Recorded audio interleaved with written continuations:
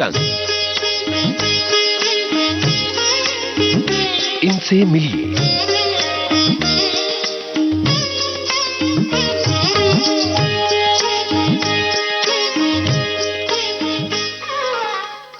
इनसे मिलिए इस कार्यक्रम में आप सुन रहे हैं युवा गीतकार वरुण ग्रोवर से की गई टेलीफोन पर बातचीत। आज सुनिए इस बातचीत का तीसरा और आखिरी भाग।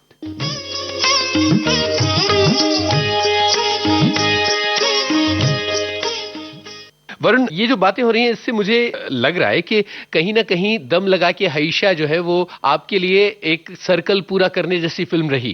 जी बिल्कुल बिल्कुल, बहुत मतलब एकदम वही था कि मैंने जब स्क्रिप्ट पढ़ी और शरद कटारिया उन्होंने आंखों देखी में वो उन्होंने गाने सुने और उन्होंने वहां से मुझे बुलाया। तो उन्होंने वासेपुर की वजह से मुझे नहीं बुलाया, आंखों देखी के गानों को उन्होंने पसंद किया, तो वहां से मैं यहाँ पहुंचा और उन्होंने स्क्रिप्ट दी और फिल्म 90 के दशक में सेट थी और मुझे लगा कि ये तो बिल्कुल ही एकदम सोल कनेक्शन वाली फिल्म है, जिसमें कि वो लड़का है वो भी हिंदी फिल्म के गानों के लिए पागल है और कैसेट की दुकान में काम करता है। इस तरह की कैसेट हम भरवाते थे और दोस्तों में बांटते थे और मिलजुल के भरवाते थे। क्या बात है। तो वो कनेक्शन सीधा था। तो वहां से जब उस तरह की फिल्म में काम करने का मौका मिला, और शुरू में हमको नहीं पता था, मैं सबसे पहले आया हूँ और फिर उसके बाद मुझे पता चला कि अनु मलिक साहब इसका संगीत कर रहे हैं। उसके बाद मुझे पता चला कि अच्छा हम लोग कुमार सानू के साथ गाने रिकॉर्ड करेंगे। तो ये सब मेरे लिए धीरे धीरे ये खुलती गई है, ये जो फिल्म है और इसका जो जादू है वो धीरे धीरे मुझे पता चला कि ये सब होने वाला है।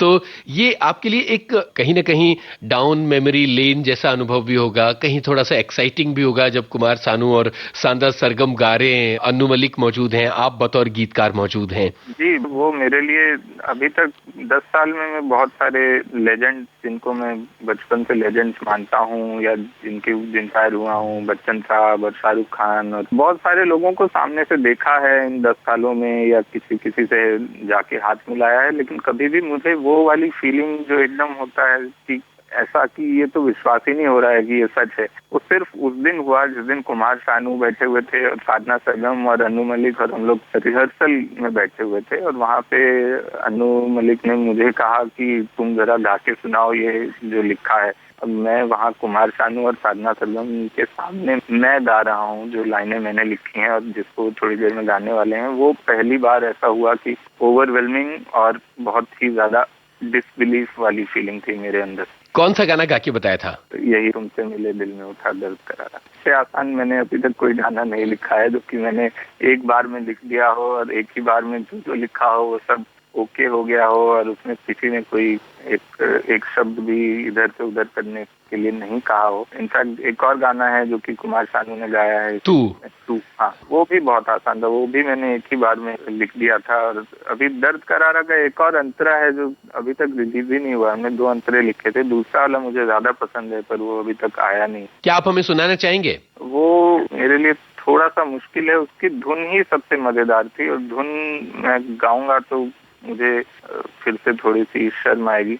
मतलब जो गाना आइडल्स ने गाया है मैं उसे गाऊं अपनी, तो ये है। इसमें ना असल में मजा ये था कि अनु मलिक साहब ने बहुत ही बढ़िया एकदम नए तरह का कंपोजिशन किया था जिसमें कि दोनों की आवाजें ओवरलैप होती हैं। तो वो मेरे लिए करना मुश्किल है, मैं अकेले तो 2 आवाजें, लेकिन इस तरह से था कि पहले मेल आवाज आती है, जाना दिल तेरा, और इस पे फीमेल आवाज ओवरलैप होनी शुरू हो जाती है दिल तेरा के ऊपर ही। हवा जैसी बातें तेरी, हाथों में सौगातें तेरी, फिर मेल आवाज आती है, खाली सा मकान।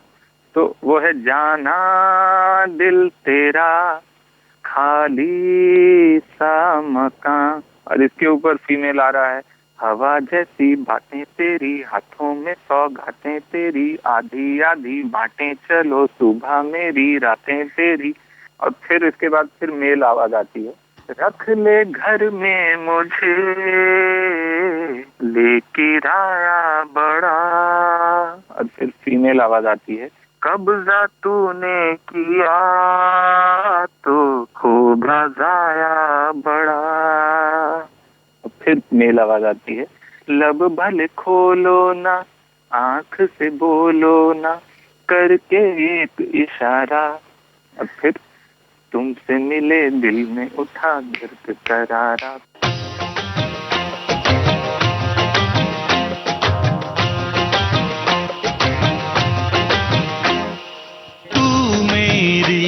है प्रेम की भाषा, लिखता हूँ तुझे रोज जरा सा।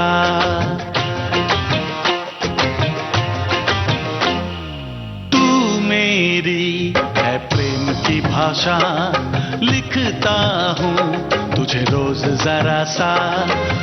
कोरे कोरे कागज जिन पे बेकस, कोरे कोरे कागज जिन पे बेकस, लिखता हूँ ये खुलासा।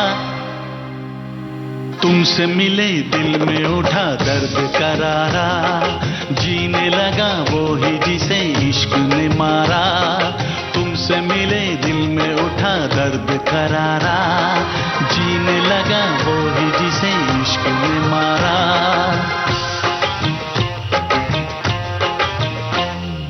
तू मेरी है प्रेम की भाषा, लिखती हूँ तुझे रोज जरा सा। तू मेरी है प्रेम की भाषा, लिखती हूँ तुझे रोज जरा सा। कोरे कोरे कागज जिन पे बेकस, कोरे कोरे कागज जिन पे बेकस, लिखती हूँ ये खुलासा। तुमसे मिले दिल में उठा दर्द करारा, जीने लगा वो ही जिसे इश्क ने मारा। तुमसे मिले दिल में उठा दर्द करारा, जीने लगा वो ही जिसे इश्क ने मारा।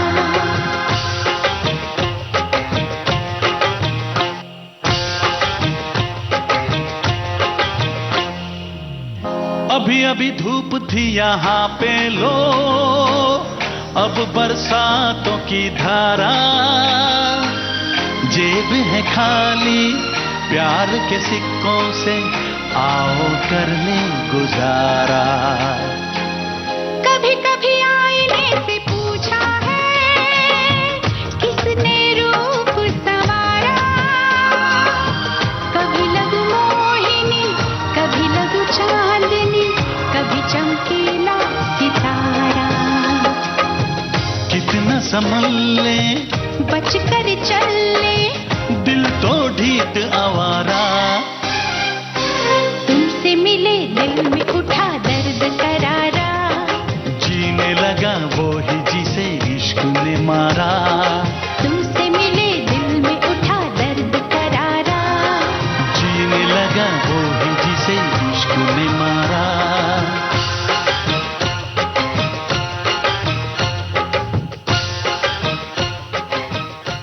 तो यहाँ से हम वापस वहाँ पहुँचे। क्या बात है, क्या बात है, बहुत बढ़िया है। लेकिन मुझे निजी तौर पर मोह मोह के धागे ज्यादा पसंद है, आप बताइए। तो मेरा फेवरेट गाना है न सिर्फ इस एल्बम का, बल्कि अभी तक शायद जितने गाने मैंने लिखे हैं उनमें वन ऑफ द टॉप 3 होगा मेरे हिसाब से। बहुत ही बढ़िया कॉम्पोजिशन बनी, सबसे पहले कॉम्पोजिशन आई उसमें और उसके बाद शब्द आए।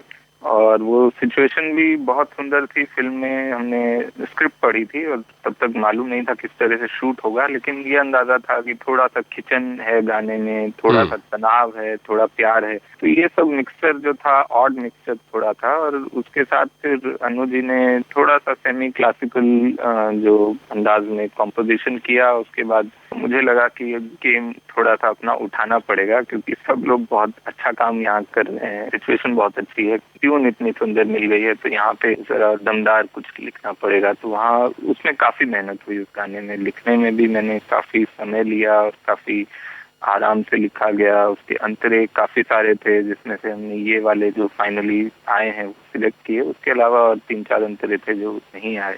वरुण, कंपोजिशन पर लिखना कितना मुश्किल होता है, आप क्या ज्यादा पसंद करते हैं? मैं मैं कॉम्पोजिशन पर लिखना ही पसंद करता हूँ। मुझे वो ज्यादा आसान लगता है। मुझे जो ओपन वर्ड्स कह लें या उसको या सीधे से आप शायरी लिख के ले जाएं और फिर उसको कंपोज करें, उसमें हमेशा मुझे एक डर रहता है कि ये जिस तरह से लिखा है उस तरह से कंपोज शायद ही हो पाएगा। ऐसा काम अब तक सिर्फ स्नेहा खानवलकर ने किया है मेरे साथ, कि जहाँ वो मैं जो लिख के ले गया उसने उसको कंपोज किया और कोई शब्द मुझसे बदलने को नहीं कहा। लेकिन इसके अलावा अधिकतर यही होता है म्यूजिक डायरेक्टर्स के साथ कि वो अपने ट्यून से बहुत ज्यादा अटैच्ड होते हैं और फिर उनको भले ही वो बिठाने की कोशिश करते हैं जो शब्द हैं उनको एक ट्यून में, लेकिन फिर वो कहीं ना कहीं ऐसा आ जाता है कि अच्छा ये 2 शब्द बदल दीजिए या ये एक लाइन हटा देते हैं, यहाँ रिपीट नहीं चाहिए, या तो उस सब में मुझे ज्यादा दिक्कत होती है लाइनों को काटने और लाइन के बीच में से शब्द हटाने में, क्योंकि वो थोड़ा ना ऑर्गेनिक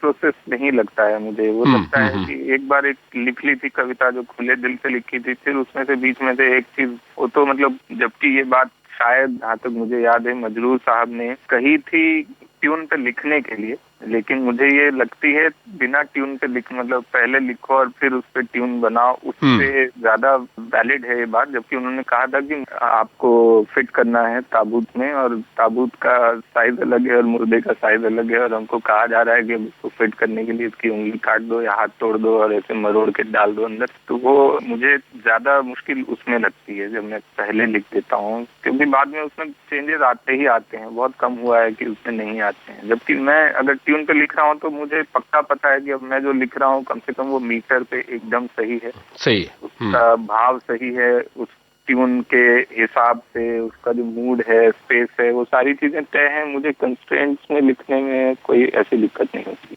वरुण, अन्नू मलिक के साथ कोई यादगार घटना, कोई ऐसी चीज जो आप हमारे साथ शेयर करना चाहें? अच्छा, अन्नू मलिक जी के साथ तो बहुत अच्छा समय बिताया हमने। करीब इस एल्बम पे भी 1 साल काम किया दम लगा के हैशा पे।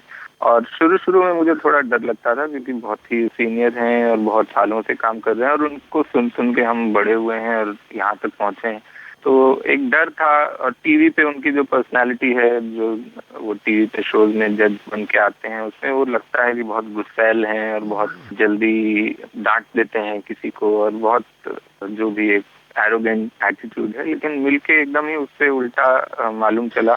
और सबसे मजेदार रहा उनके साथ जो पुराने उन्होंने किस्से सुनाए, जब वो हसरत जयपुरी उनके मामा हैं और सरदार मलिक उनके पिता हैं, और इन सब लोगों के किस्से, राज कपूर साहब के साथ कैसे अन्नू मलिक एक बार जब बहुत छोटे थे, शायद 18 साल के थे, तब वो राज कपूर साहब के पास अपने गाने लेकर गए थे और दिन भर उन्होंने बैठकर हारमोनियम पे राज कपूर साहब को कुछ 70-80 ट्यून सुनाई थी। और राज कपूर साहब ने फिर कहा था कि नहीं, अभी तुम तैयार नहीं हो, तुमको और 10 साल लगेंगे, ऐसा कुछ बोला था। और ठीक 10 साल बाद ही एक्चुअली और अन्नू मलिक साहब का पहला सुपर हिट एल्बम आया था शायद मर्द।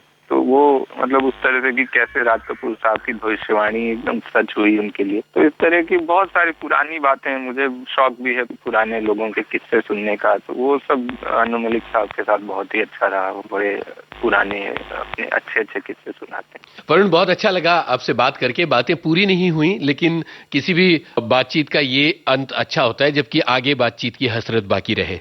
जी बिल्कुल। तो बहुत बहुत शुक्रिया हमें समय देने के लिए। जल्दी फिर मिलेंगे।